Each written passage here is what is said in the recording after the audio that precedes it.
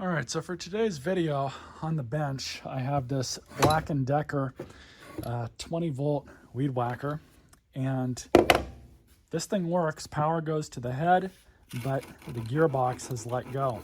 Thankfully, I have another unit right here that I can swap the whole head and gearbox onto, so we're gonna do that. Now, typically, this stuff is not really made to be taken apart like this. It's made to be disposable, but we're both trash finds, including the battery and charger, so I might as well give it a shot, see if I can make a good working one out of two of them. And it looks like everything hardware wise is put together with a T15 Torx bit. All right, so removing this guard.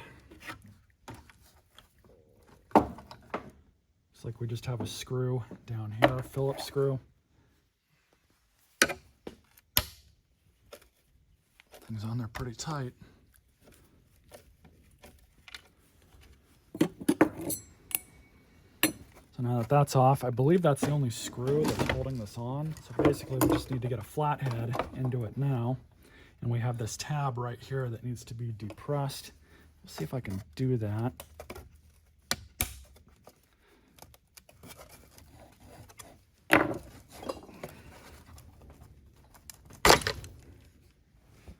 Probably not without breaking it, but that got out.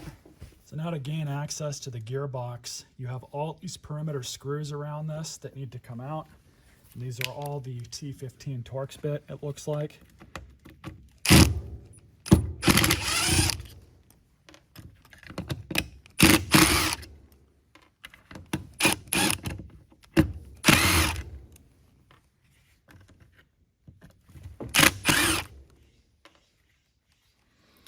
I'm not sure if the wheel needs to come off. Actually, I think it does, so we'll just pull it off. I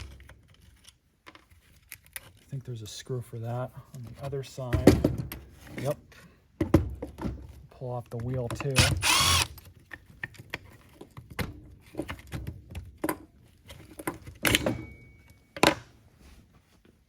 Oh look, we got another screw under there that needs to come out.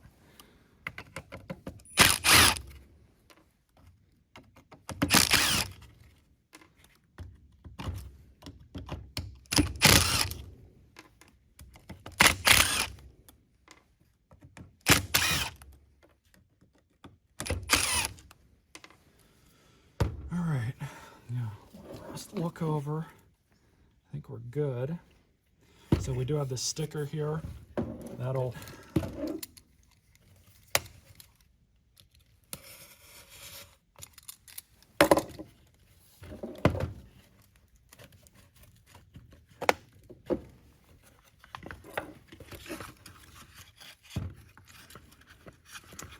that's why it's not coming out, but see what's going on with this. Undo these screws.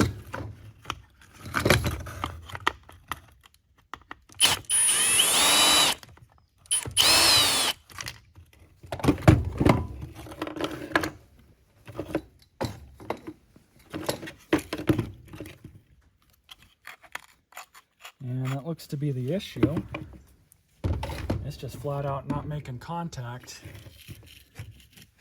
with this thing here. So I don't know if this wore out or the motor itself is just done for. It looks like it's just done for. So we definitely need to replace this. What I'm gonna do now is just pull the entire unit off of the other machine, because all it is just these two wires right here that go to this whole thing. And we're just gonna replace the whole thing as an assembly. So all I'm gonna do right now is just undo these two wires, get a pair of needle. You'll have both these little clips on these that need to be removed or depressed. Actually, I'm not even sure this has them. Oh, you know what? They are soldered on. That doesn't tell you anything else for this, then yeah, definitely meant to be disposable, but we're still gonna do this.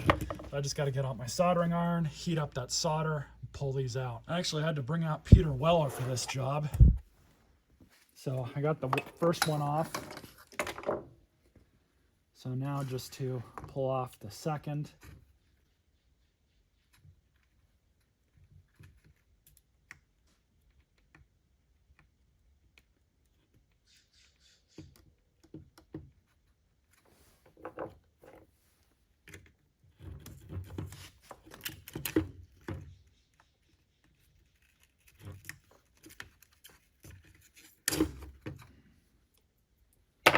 And that's that.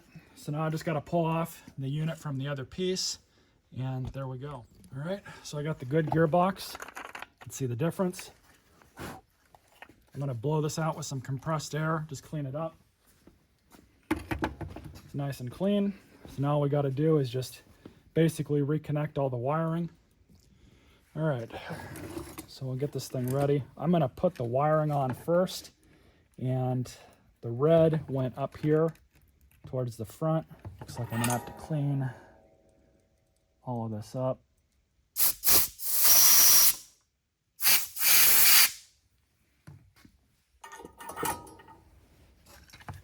Basically all I'm doing now that I've got the solder out of the way is we're just gonna reconnect these terminals. I have to heat that one up some more, but get it on, that's the big thing. Hopefully this one will.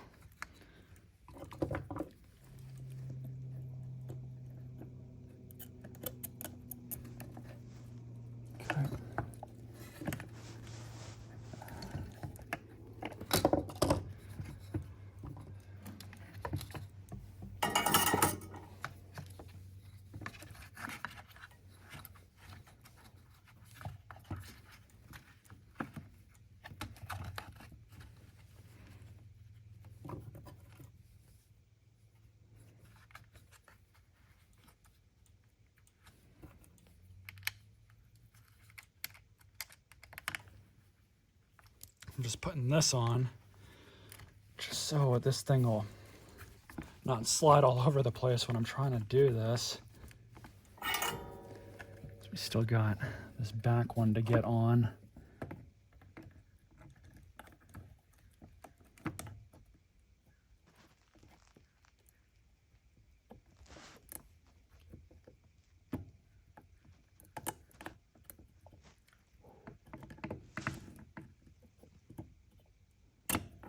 Go all the way on. Get this one too.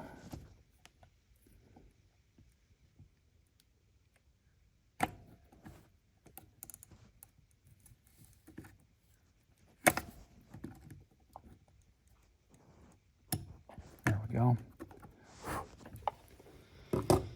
Now we'll just do a couple blobs.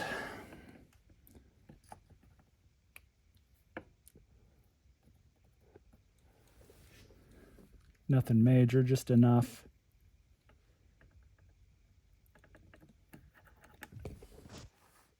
To add to it, and that'll be that. So now that that's all back on, we can go ahead and reinstall the top here. All I'm gonna do is just connect the battery. Let's see if we can get this thing to start.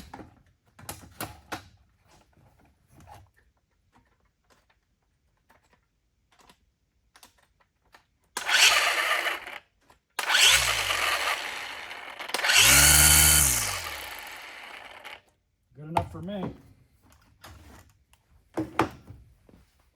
So we basically saved this thing from the landfill. And this other guard's in a little bit better shape, so we'll use that one. But all I got to do now is just put these screws back in.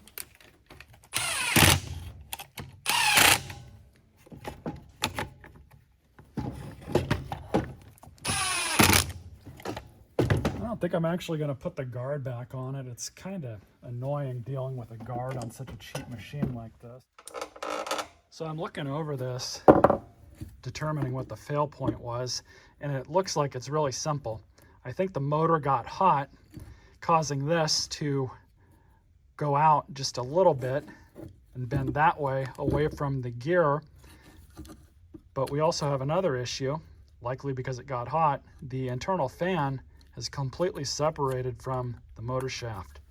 So I'm not too exactly sure if this thing would have been even savable at that point, because likely this had got hot first, then causing that to get hot, and one thing led to another, and you have two different things that ended up failing on it. So they're made cheap for a reason.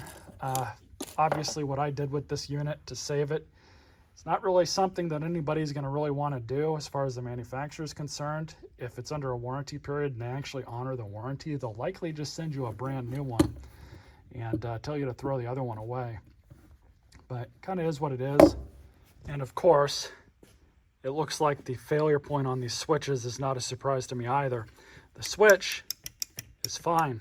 Likely this switch was still usable, but the plastic piece here, I took the safety out just to better show you guys. You can see it's not really making good contact, but we do this, works perfectly fine. The other one's kind of finicky too. I don't know if there's really a way to prevent this from happening, but it looks like just over time, maybe the whole case that everything is, wrapped in here just loses some of its rigidity, gets a little bit more flexible. Same with the switch, because there's not really a whole lot of wear on the end of the switch itself. So it's very likely that even this post here is the culprit.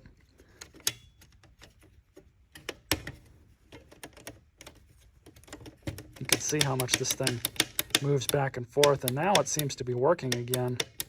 Not entirely sure why, but it seems like if it's like this, then it'll work. So maybe it's the switch that's moving around too much here. All the vibrations that these things inherently make could be the cause of this. Who knows? They're made very cheap. Honestly, you're lucky to get a year, maybe 2 years out of one of these with regular usage, but kind of is what it is. So we'll take it outside and see how it works.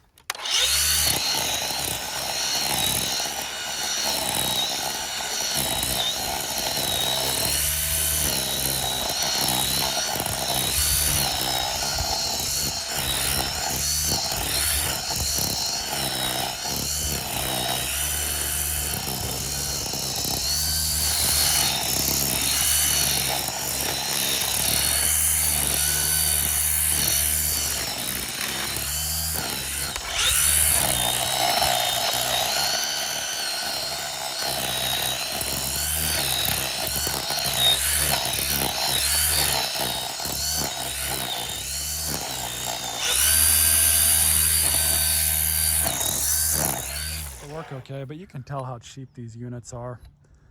You're better off buying a Steel or a Husqvarna or just a better brand if you want to go with an electric one. I always try and shy away from these cheaper 20-volt electric units. Hope you guys enjoyed this video. Stay tuned for more.